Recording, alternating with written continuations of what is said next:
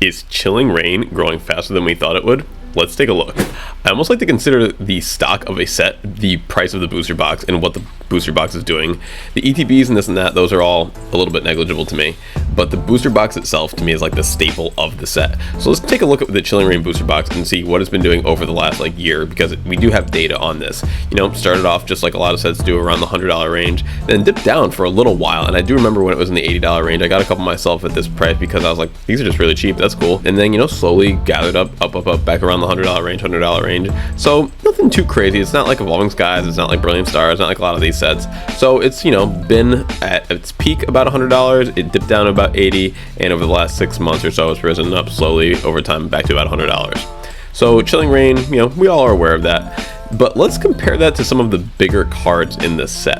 The new heavy hitter of the set, Zeraora V alternate art. So this is a card that I've had my eye on for a while, mainly because I just love it. I think it's a beautiful card. It has a little bit of significance to me. The first time I played this TCG on Standard Online, I was up against this card and it just destroyed me. So I've always had it just in my brain and remembered it, and I always thought it was a beautiful card and just an awesome card. If you've ever heard me talk about it before, you'll know that I love that it has only one attack. The first time I saw that it just had one attack and then like a full paragraph of text, I'm like, damn, that must be a good card because it looks crazy. It had the rapid strike on it. I didn't even know what that meant at the time. I didn't know what any of these cards were like. So to me, this card really introduced me to Pokemon and alt arts and the TCG and competitive in a really harsh way. So I'll always really like this card. And it was steadily, we can do the same thing for this one. Check it out for the year. You know, it started off as a $45 card and it went up to about, you know, $50 or so, and then, you know, dipped down to about 40, and it was living in 40 for quite a while. But if you look at the last month or so, it has shot up, and this is only saying to 56, but if you look right now down here, you can't find this card for under $71 for near mint. And there are only, as we like to check, 9 in holofoil and it's 6 in near mint. So the base is $71 and it's getting up to about $100 on the top end. So I would expect this card to, you know, be in this middle range, about $75 pretty soon.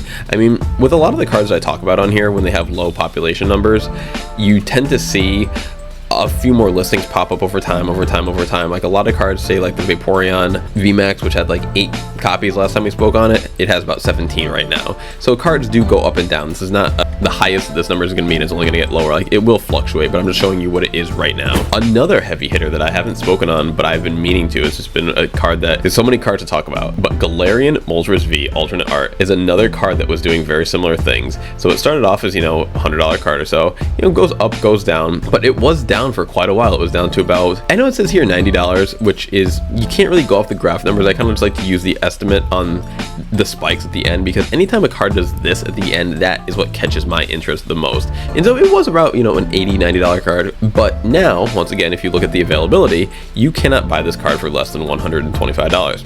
It is just not happening on TCGPlayer, and this is usually the cheapest place to find singles in, you know, the United States from what I've found. So unless you have a specific shop or a person or this or that, this is going to be one of your best places to get cards. So this is why I like to use this site as a barometer. Now you do have 19 here under the near mint, so you do have a higher population, so you do have more support at this lower end of 125. So this probably won't go up too much more too quickly, but a $35 increase on a $90 card is still pretty significant for a card that personally I never really even thought it should have been this high. I just never thought it was that great looking. I just personally got one myself because I thought, you know, I don't want to have to spend too much on it, and I do want to fill out an alt art collection. And the last card we'll talk about is just an update, because we have spoken on Blaziken VMAX alternate art before, but it has gotten a little bit crazier. The last time we talked about this card, check it from the 1 year mark. Now this card is almost a little bit similar to the Moltres V, where it was in that like 90 range, maybe like a little bit more in the $100 range, but it has shot up as well. I mean, it says here once again 123. However, you're not finding this card for any less than, just put up here, 130. However, 0% 5 sales. Now these are not the people that you usually want to buy the big cards from. They did include a picture, so okay, well, they included a very tiny picture and no back, so I wouldn't buy this from this person. They can't even upload a picture properly, so I'm definitely not buying a $135 card from somebody like that. Another person here who's putting it up for 145, 0%, no sales. Yep, they got the picture. Okay, do they have a back to the card? Because like most people are going to want to see the back. They did not include a back. I think that this is just like, let's see, what's the kindest way that I can word this? It's extremely poor business practices and it screams inexperience.